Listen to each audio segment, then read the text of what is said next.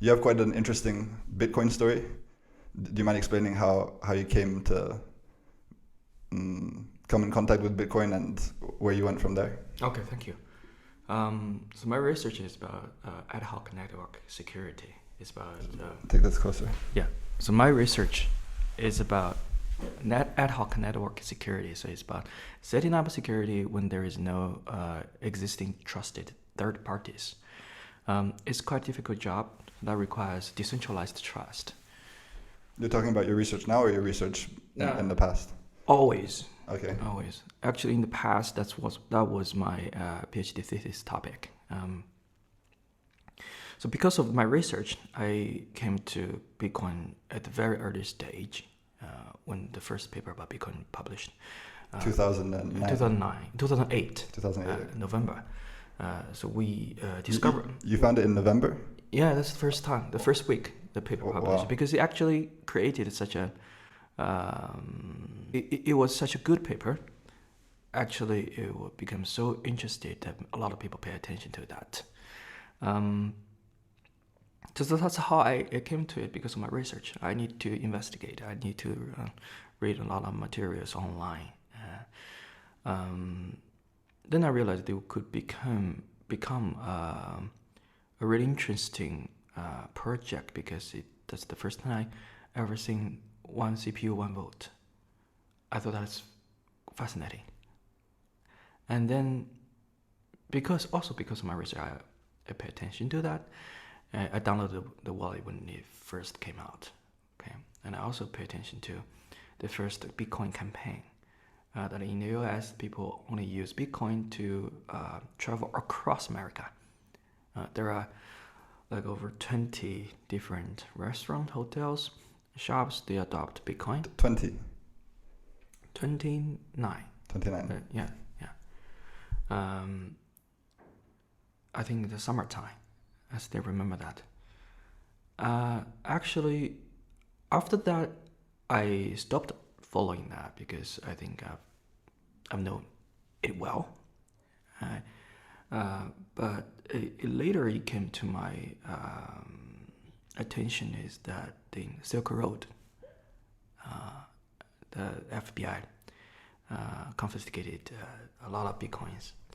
A lot of people, when they think of Silk Road, they think about the commerce route, right? But you're talking about the internet site. Yeah, they actually confiscated a lot of Bitcoins, and right. Also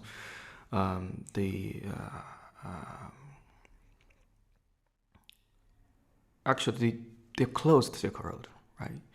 And that caused a very sharp drop of about Bitcoin price. And also the event that the Mt. Gox, the 2014? crypto exchange, I think 2014, maybe early. I can't remember the date. I think 2014. It caused another a very sharp drop about Bitcoin price. And because my research is primarily about computer security, so I think that's very interesting. I later did some investigation, and I found out that the majority of Bitcoin usage is about money laundering. In the dark network, you can see that it becomes the standard currency. That if you want to buy weapons, you want to buy drugs, you pay Bitcoin. It becomes so popular that I think it is dominating the internet world. Because do you think it's kind of ironic that an open ledger, right? Bitcoin's open, so all the transactions are visible. That becomes the primary payment source for the dark web. That creates trust, because in dark network you need to trust strangers. Yeah, you need trust, and you can't trust. Well, you can't use banks. Okay, that is a very unique but valuable problem that is solved by Bitcoin. Okay, so actually, I think the first stage for Bitcoin is primarily for crime. A crime is a crime. It comes with human, so always there.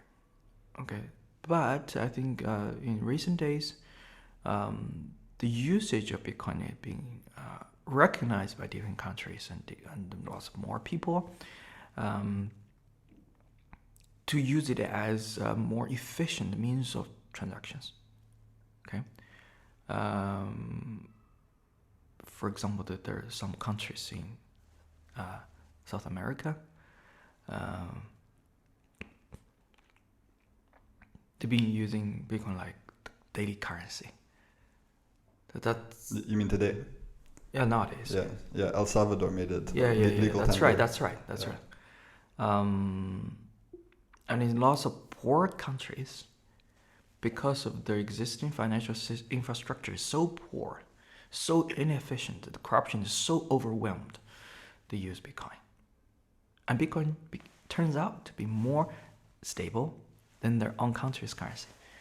So this is a very interesting phenomenon that means Bitcoin is transcending itself from the primary tool for crime, become the primary tool for poor people.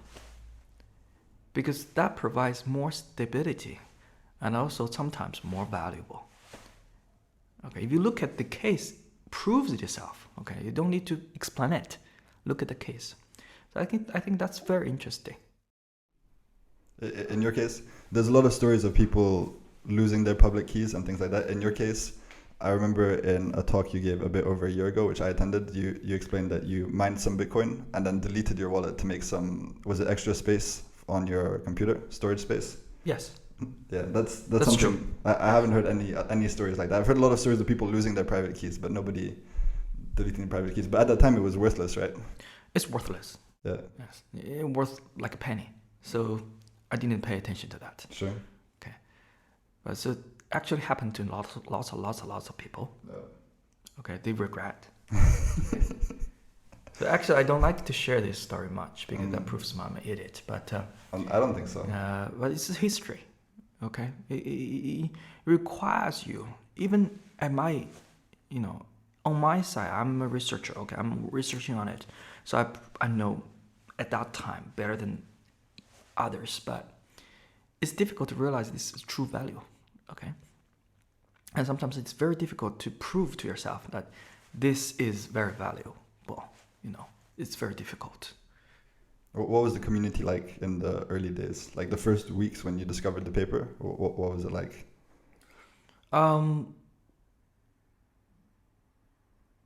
There are some discussions in the online community. I can't remember the exact location. Some in the dark web. Okay, some in the dark web and some in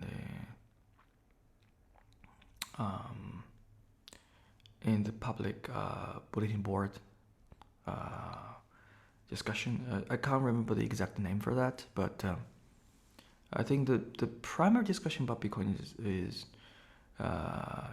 near the end of 2009.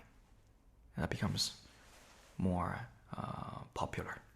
Yeah, it actually took just 1 year for Bitcoin to become a public, focus. So it actually rises so fast, but it took so many years for Bitcoin actually become a primary, how to say, the mainstream concern. Right. Yeah. It's still happening now, I think. Yeah, I think it's after 2013, after the Silk Road crackdown. Yeah. Yeah. If you had to say yes or no, is Bitcoin going to outlive both of us? I'm pretty sure that is the case. Yeah. But it's difficult to say that the Bitcoin value will stay like this. Sure. Yeah.